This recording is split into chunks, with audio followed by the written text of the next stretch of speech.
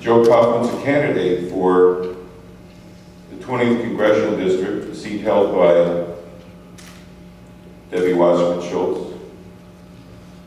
And I'm going to now pass the microphone over to him. Joe Kaufman, everybody. Let's have a round of applause. Thank you.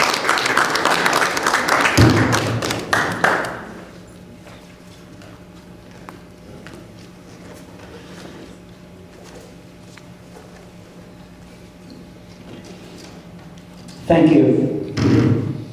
Thank you for inviting me to speak in front of you today about a very important subject. Years from now, we will have to ask ourselves how and why we allowed our friend Israel to be placed in such danger. How we allowed the Muslim Brotherhood to take over Egypt after we had invested billions of dollars of weapons in the Mubarak regime. How we attacked a non-threat in Muammar Gaddafi and helped put an al-Qaeda organization in charge of Libya's military.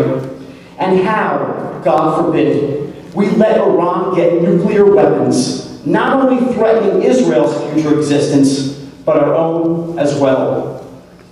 Last May, Barack Obama gave his disastrous speech about how Israel should go into peace talks with the Palestinian occupiers of the Gaza Strip and Judea and Samaria by going back to indefensible pre-1967 borders. A move that, if Israel acquiesced, would mean suicide for the tiny Jewish state. The perception is that President Obama has animosity towards Israel. The perception is correct. Indeed, Barack Obama is the most anti-Israel president in the history of the United States, rivaled only by Hamas lover Jimmy Carter.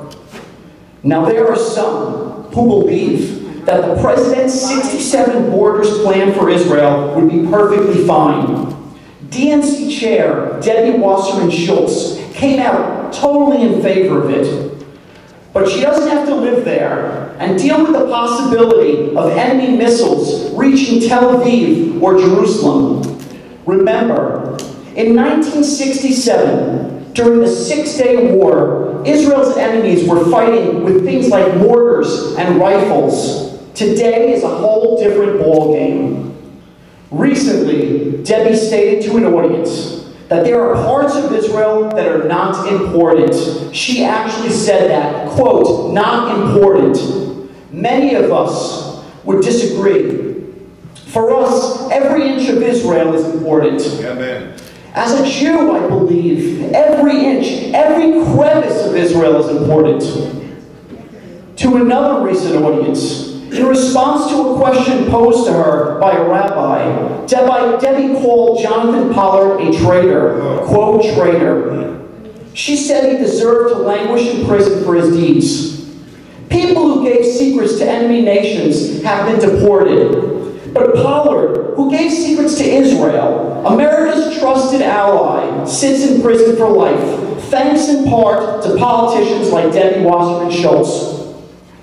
Debbie says she's proud to be Jewish and wraps herself up in an Israeli flag. But the truth is that, if given the chance, she would stomp on that same flag.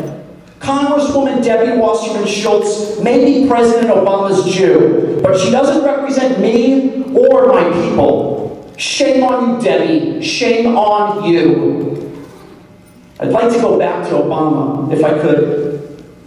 During his embarrassing 1967 border speech, he made sure to voice his support for the revolutions which have been taking place in Egypt, Libya, and Syria. Some have labeled these revolutions, the so-called Arab Spring, democratic in nature. But in truth, these movements are terrorist threats to both America and Israel. In March, less than 2 months prior to Obama's speech, the New York Times printed an expose titled, "Islamist Group is Rising Force in a New Egypt," proclaiming the Muslim Brotherhood as the principal group heading the war against the regime of Hosni Mubarak. Indeed, the Brotherhood just won big in Egypt's new elections. Does President Obama care that the vast majority of terrorist organizations throughout the world have their roots in the Brotherhood? Does he care that Egypt has now opened up its border with Gaza to allow Hamas militants into Egypt to set up bases in the Sinai? Does President Obama care that for years the U.S. government invested billions of dollars of weapons, including F-16 fighter jets, in the Mubarak regime, which may now get into the hands of the Brotherhood? The answers are no, no, and no. While Hosni Mubarak was a peace partner, in President Obama's eyes, the Muslim Brotherhood is a group the U.S. can negotiate with, which is why Hillary Clinton was charged with conducting talks with the group last June. Now Israel is building a fence to keep terrorists from coming over the Egyptian-Israeli border. So much for democracy. It's a similar situation with Libya. Less than a year after the invasion of Iraq took place in December 2003, Libya's then ruler, Muammar Gaddafi, gave up his WMD program, apparently out of fear that war could come to him and his nation, as it just had to Saddam Hussein and Iraq. His renunciation of terrorism and weapons of mass destruction was counted as one of the major achievements of the Bush administration. Since Gaddafi agreed to the dismantling of his weapons, Libya was no longer seen as a threat to either the United States or Israel. So why did President Obama recently declare war on Muammar Gaddafi and order the dropping of bombs on his regime? I don't know the answer to that. But what I do know is that where there was no threat coming from Libya before, today there is a threat. One of the groups represented in the anti-Gaddafi coalition is the Libyan Islamic Fighting Group, or LIFG. Leaders of LIFG fought alongside Osama bin Laden against the Soviets during the war in Afghanistan in the 1980s. LIFG's association with Al-Qaeda is the reason why the group is found on the U.S. State Department's list of foreign terrorist organizations. How ironic, then, that Secretary of State Hillary Clinton would travel to Libya, as she did this past October, to announce a U.S. foreign aid package to the country.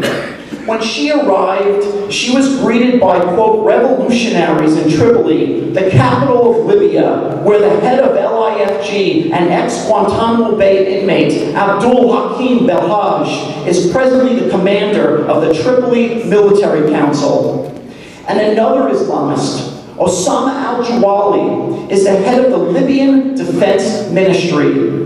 Essentially, the entire military apparatus for Libya is today controlled by Islamists.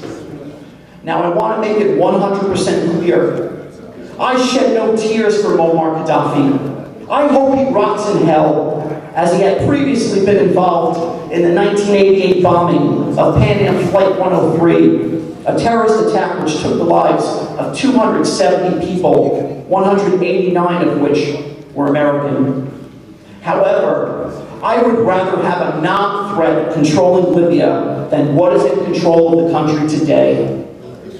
President Obama has helped to make the Middle East a much more dangerous place than it was just a year before all these revolutions took place. So now, Israel has a threat from Hamas in Gaza and Egypt, and possibly soon Syria. A threat from Hezbollah, which is now in control of Lebanon, and a threat from a potentially nuclear Iran. 3 minutes, please. That last part doesn't have to happen. God help us if Iran gets hold of nuclear warheads. We must do everything in our power to stop this, even if it means taking military action against Iran. When Ahmadinejad talks about wiping Israel off the map, we must take him at his word. No matter what, though, the time for talk is over. Talk about diplomatic missions to Iran or sanctions placed on it only serve to give Iran more time to develop its nuclear program. No doubt it's time for action. Now, whether that means war or something else, as a candidate for U.S. Congress, I think it would be irresponsible for me to say, but something needs to be done, and it needs to be done immediately. Will President Obama have the guts to do something beyond sanctions? I doubt it. Remember, while he openly supported the Islamist rioters who confronted Mubarak, Gaddafi, and now Bashar Assad in Syria, he ignored the pro-America revolutionaries in Iran. In every instance, it seems, he moves towards threats and away from peace and stability. This is precisely why he needs to be replaced in 2012. And so I end this with a plea to my fellow Jews who care about the future of the United States and Israel, and to my non-Jewish friends who feel the same. Do not vote for President Obama. He is wrong for America, and he is not a friend to Israel. We cannot afford another 4 years of this man. Thank you.